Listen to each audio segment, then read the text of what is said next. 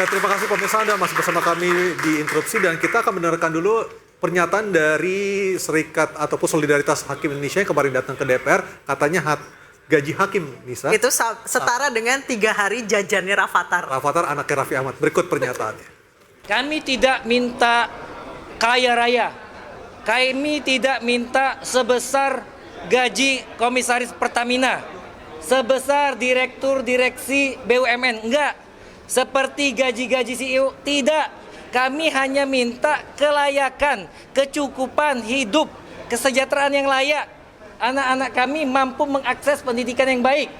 Kami juga mampu makan makanan yang baik, tinggal tempat yang baik, tidak sakit-sakitan. Itu besarannya seperti apa?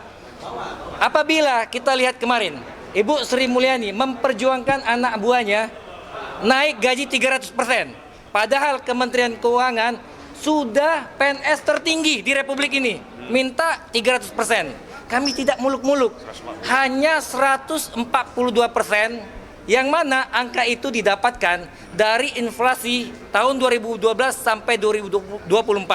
Kami hanya minta penyesuaian, kami hanya minta keadilan, itu saja yang kami minta. Dengan gaji hakim, take home pay hakim saat ini, ya kira-kira mungkin 3 hari uang jajan Rafathar, itu penghasilan kami. Coba bayangkan saja. Penyesuaian inflasi selama 12 tahun, Pak Abdul Fikar. Boleh dong? Ya, saya kira tuntutan itu wajar saja ya kalau disesuaikan dengan keadaan ekonomi secara keseluruhan. Boleh saja gitu ya. Cuma kan juga ada sistem yang melingkupi keseluruhan, yang umpamanya sistem penggajian pada pegawai negeri umpamanya atau pada ASN. Itu kan ada sistemnya sendiri. Jadi nggak bisa naik sendiri-sendiri gitu loh.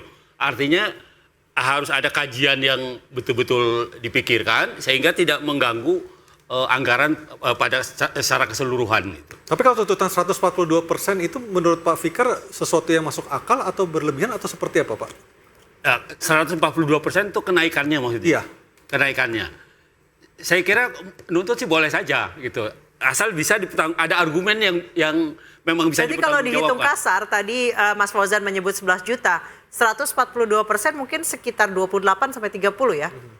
120% dari 142%. dari gaji pokok. Gaji pokok. Iya, dari yang 11 juta tadi Mas Fauzan menyebutkan. Berarti sekitar 28 juta ya? Iya, ya artinya kalau menurut saya wajar saja tuntutan segitu bisa diterima. Artinya ada rasionalisasinya gitu loh. Peruntukannya, kebutuhannya apa itu ada rasionalisasinya gitu.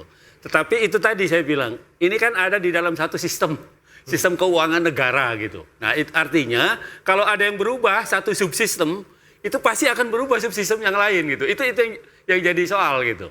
Apa itu soalnya, Pak? Perubahan sistem yang seperti apa yang Prof maksud? Ya, umpamanya ada perubahan kenaikan di gaji hakim umpamanya ya. Maka tidak mustahil seluruh aparat penegak hukum yang ini gaji apa? Gaji pokok atau tunjangan jabatan? Gaji pokok ini yang dimaksudkan. Kan itu ada dua itu. 120% tadi gaji pokok atau tunjangan jabatan. 142% itu untuk gaji pokok kan, Mas? Keduanya. Keduanya. Yang maksud gaji yang mana? Ada gaji pokok, ada tunjangan jabatan, ada bantuan sewa rumah. Yang mana yang Prof maksud merusak sistem keuangan tadi? Ya, maksud saya gini. Itu pasti pemerintah sudah mengatur satu sistem sedemikian rupa sehingga masing-masing profesi atau masing-masing unit kegiatan kepegawaian saya kira juga sudah punya hitungan masing-masing gitu. Coba tunjukkan untuk tunjangan jabatan hakim sistem yang mana yang Prof maksud? Ya tidak bisa ditiru. Jadi maksudnya artinya memang itu ada masalah, Prof. Untuk terhadap tunjangan jabatan hakim memang sistemnya sedang bermasalah. Maka tuntutan kedua kami adalah agar segera dibuka RUU jabatan hakim. Karena manajemen aturan jabatan hakim itu ada di situ. RUU jabatan hakim itu sudah dihentikan pembahasan sejak 8 tahun yang lalu. Maka tuntutan kami pertama, dorong perubahan PP 94 2012. Yang kedua, buka lagi itu. Kemarin sudah kami sampaikan kepada pimpinan di DPR. Agar dibuka kembali RUU jabatan hakim. Agar apa? Agar sistem yang Prof maksud tadi sudah ada, itu menjadi ada. Saya kira poinnya itu jadi masalah sekarang. Poinnya adalah ketika jabatan hakim profesinya dinaik gajinya, dikhawatirkan profesi yang lain juga akan mengalami tuntutan seperti itu gitu loh. Bagaimana perimbangan keuangan secara keseluruhan? Saya Bahkan tanya tidak sama mungkin. Prof, Ya. jabatan mana, profesi mana yang sudah 12 tahun tidak dilakukan penyesuaian? Coba sebutkan selain hakim. Ya, tentunya kita tidak melihat Jangan sisi waktunya berduga. tadi. Saya khawatir Prof tidak tahu faktanya. Kita Oke, jangan Pak Boris, bertengkar kan. Jadi kalau dalam seperti ini benar juga ini mereka ini adalah satu sistem ya. Kalau misalnya kita mengatakan gaji hakim naik, berapa yang dibutuhkan?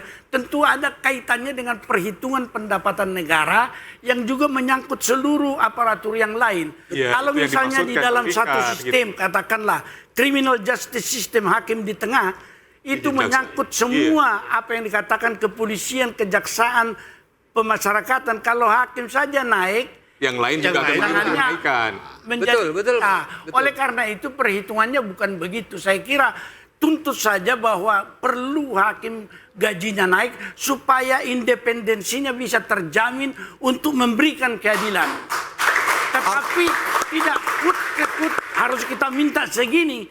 Karena kalau demikian adanya, semua orang akan menuntut apa yang dibutuhkannya. Bukan juga dibandingkan dengan kemampuan keuangan negara. Tetapi bisa kita katakan kepada negara sekarang, income Indonesia sesungguhnya sangat besar. Tapi bocor kemana itu, inilah yang harus ditata sebaik-baiknya. Sehingga hakim nanti kalau memutus adanya kebocoran-kebocoran, semua korupsi itu bisa membawa keuangan itu kepada negara untuk bisa didistribusikan sebaik-baiknya. Saya kira apa yang dituntut hakim ini di seluruh dunia begitu. Tetapi ada beberapa hal yang tidak bisa dilepaskan dari sistem. Sistem itu antara lain, hakim juga harus bisa diawasi. Ini menjadi perubahan doktrin dengan undang-undang satu atap, ya kan? Yang tidak bisa dia katanya diawasi. Padahal akuntabilitas hakim itu harus bisa dilihat. Tapi saya setuju naik gaji. Setuju. Saya kira Prabowo sudah merespon dengan baik sekali. Ya, saya kira setuju ya soal kenaikan. Tetapi persoalan tata caranya saja. Yang dipertanyakan orang adalah tata caranya. Kenapa harus cuti bersama? Yang dikhawatirkan nanti aparat penegak hukum yang lain ketika nuntut juga cuti bersama gitu.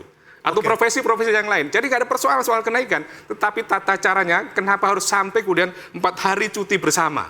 Meninggalkan keluarga, meninggalkan... Maaf, interupsi kalau begitu. Apa yang salah dengan hakim mengambil hak cutinya selama 12 hari dalam setahun itu? Ingat, hakim itu dulu, apa yang saya salah? kira hakim adalah wakil Tuhan dunia, hakim adalah yang mulia, hakim adalah pejabat negara, yang artinya apa? Semua kedudukannya lebih dari pejabat Selain yang lain itu. Prof, Ya. hakim juga memiliki hak 12 hari untuk cuti dalam setahun. Itu juga nggak boleh dilupakan. Itu hak dasar, hak tapi asasi itu yang kemudian dimiliki oleh hak hakim. tadi itu kenapa kemudian bisa dilaksanakan secara bersama-sama kan itu? Ada yang Kita salah lanjutkan dengan- lagi. Ya, akhirnya mengganggu soal sistem Apa yang tunggal. salah kalau cuti bersama-sama? Iya.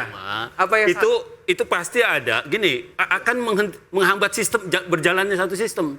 Oke, kita lanjutkan lagi nanti Prof. Abdul Fikar dan juga Bapak Ibu sekalian. Kita akan lihat seperti apa nanti solusi yang terbaik. Interupsi segera kembali.